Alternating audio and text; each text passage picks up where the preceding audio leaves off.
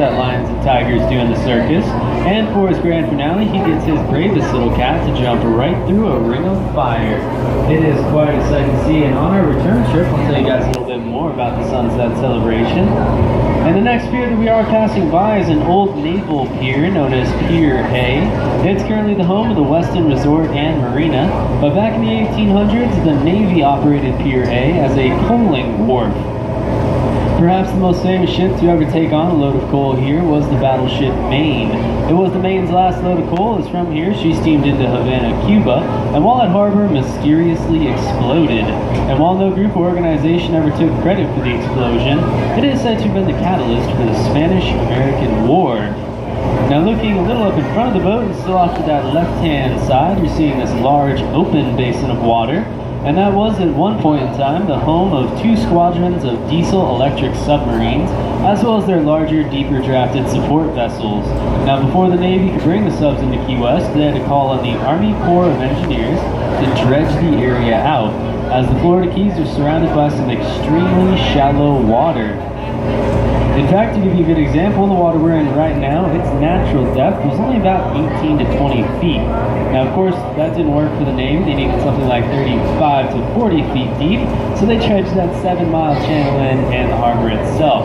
Now, in doing so, they picked up a lot of material from the seafloor, and they had to put it somewhere. So they got together and decided to pile it up on some shallow sandbars, and actually created the 3 islands that you see behind us. Now also during those dredging days, they did almost double the size of Key West itself. And to give you a good idea of how much land is added onto the island, if you look back off our left-hand side, right up in front of that Coast Guard cutter number 35, you'll see a tall white cylindrical building with a black pointed roof. And that'll be the Key West Lighthouse. Where? And at one point in time, that lighthouse sat only a half a block away from the water's edge. So all of the land in the foreground, running all the way up to the tip of the island, was added on back during those dredging days. Now the pier that is protecting that basin of water is known as our Navy Outer Mole. It is our only active naval pier. And while we don't have any naval ships who call Key West home anymore, occasionally they will bring in transient vessels for R&R and supplies. Allied vessels, as well as other divisions of the government, do use the pier fairly frequently, and if the Navy's in a good mood, they occasionally let the cruise ship industry use this pier as well. Now looking off to the right-hand side of the boat, now out there on the horizon, you can see that string of islands running as far as the eye can see, and I think it's commonly thought that Key West is the end of the Florida Keys chain, but that's not true. Key West is just the island furthest south, the end of Highway 1, our freshwater pipeline, and the end of civilization, but not the end of the Keys. The Florida Keys extend another 68 nautical miles west and slightly north, where the true end is a group of islands known as the Dry Tortugas. Now you may have heard of the Dry Tortugas or saw the billboard on your way into town. Out there sits one of our national monuments, Fort Jefferson. Fort Jefferson is a massive red brick fort whose construction was begun prior to the Civil War. Oddly enough, as far south as it sits, it was held by the North and not the South during the war. In later years, it was converted into a military prison, but when it was finally retired, it was turned over to our national park system, which made it the most remote and least visited of all of our national parks.